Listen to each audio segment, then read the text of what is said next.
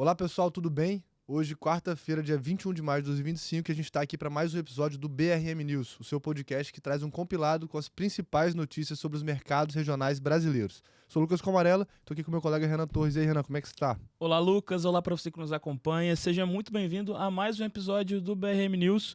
E no episódio de hoje, a gente fala do investimento milionário da TrueSource em Aracruz, da estreia do primeiro mestrado em cafeicultura do Brasil, dos impactos da gripe aviária, guerra comercial entre Rússia e União Europeia e ainda sobre o artigo Who's Got the Monkey, destaque do nosso podcast Vida Intelectual. E no final, tem análise sobre os bastidores políticos do Brasil e os movimentos do governo Lula frente às crises e às eleições de 26. Muita notícia, então vem com a gente para poder acompanhar tudo. E vamos para os destaques do dia. A TrueSource, marca capixaba de suplementos e nutracêuticos, está em crescimento firme. Nova sede em Vitória, plano de construção de uma fábrica em Aracruz e mais de 40 milhões de reais investidos. A empresa, que já conta com 120 funcionários e presença em mais de 5 mil pontos de venda, quer dobrar esse número até 2026. E a construção da fábrica própria vai reforçar a verticalização da produção e dar ainda mais escala a esse crescimento acelerado de 60% ao ano.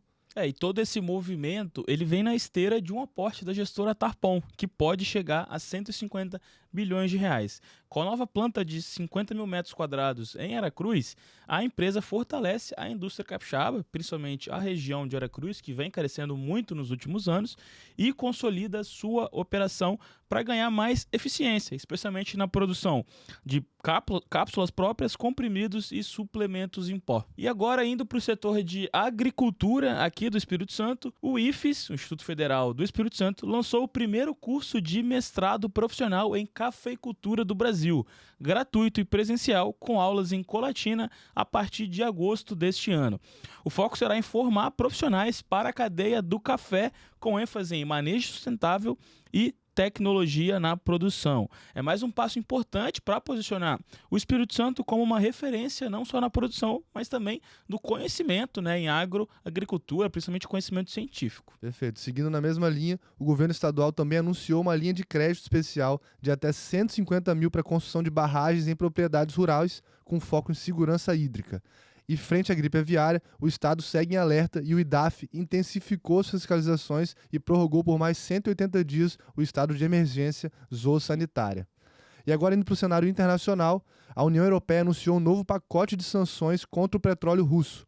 E o Brasil está no radar. Mesmo que a Petrobras não compre diesel da Rússia, o setor privado sim, e hoje 63% do diesel importado do Brasil vem de lá. E o impacto pode vir na bomba de combustível, com aumento direto nos preços para o consumidor. E agora, falando um pouco sobre o cenário doméstico, a economia brasileira surpreendeu no primeiro trimestre e vários bancos revisaram suas projeções para o PIB de 2025. O Ministério da Fazenda subiu a estimativa de crescimento de 2,3% para 2,4%. Mesmo assim, por outro lado, os analistas continuam alertando para os riscos fiscais e o cenário internacional, que continua instável. E um pouco sobre política agora, o governo Lula prepara uma medida provisória que amplia a tarifa social de energia para famílias de baixa renda, mas que pode encarecer em até 1,4% a conta de luz da classe média. E ainda aqui no Brasil, a Stellantis, a montadora dona da Fiat, Jeep e também da Peugeot recentemente, anunciou um investimento de 32 bilhões de reais em investimentos na América do Sul. E o Brasil vai receber boa parte disso, com foco em descarbonização e tecnologia flex híbrida. A Stellantis, que recentemente lançou modelos de carro com esse modelo híbrido, que ajuda muito nessa pauta ambiental que a gente vem tanto debatendo aqui nos últimos meses no nosso podcast. Perfeito, Agora, indo para o mercado, o Ibovespa bateu 140 mil pontos pela primeira vez, puxado pelo otimismo do Morgan Stanley, que levou o Brasil para overweight no portfólio da América Latina. A Gol também teve alta de mais de 12% com a aprovação do seu plano de recuperação judicial nos Estados Unidos, e já o dólar subiu, fechando em R$ 5,67. E agora, na política, no STF, militares acusados de planejar o 8 de janeiro tentaram justificar a reunião como confraternização de fim de ano. Alexandre de Moraes rebateu e afirmou que a intenção era claramente conspiratória. E já no caso do INSS, líderes do governo Lula avaliam instalar uma CPI apenas no Senado para evitar o desgaste com uma CPMI dominada pela oposição. E ainda nos bastidores de Brasília, Fábio Van Garten foi demitido do PL após vazarem mensagens criticando uma possível candidatura de Michele Bolsonaro para 2026. Enquanto isso, cresce a especulação em torno da ex-primeira-dama como sucessora de Bolsonaro, uma movimentação que incomoda aliados e fortalece o nome dela na base evangélica e conservadora.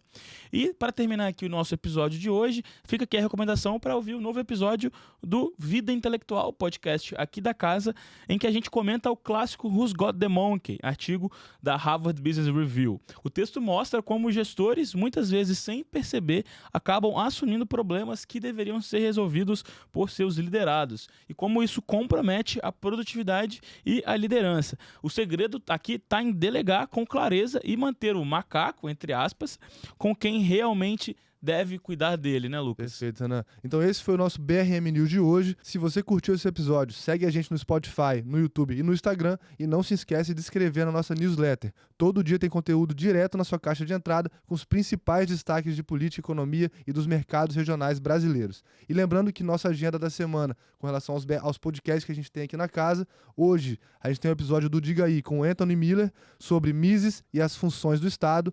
Amanhã a gente tem um episódio do BRM News aqui com vocês. Na sexta, temos um episódio com o Investor, com as convidadas Janaína Faria e Carolina Hackbart para falar sobre imóveis e negócios, planejamento e desenvolvimento do mercado imobiliário. E a gente encerra aqui também nossa agenda da semana, né, Renan? E a gente convida mais uma vez vocês para não perder nenhum conteúdo, seguindo a gente em todas as redes sociais. É isso aí, Lucas. Fica o convite, seguir a gente nas redes sociais e estamos à disposição. Um forte abraço e até a próxima. Abraço a todos. Bons negócios.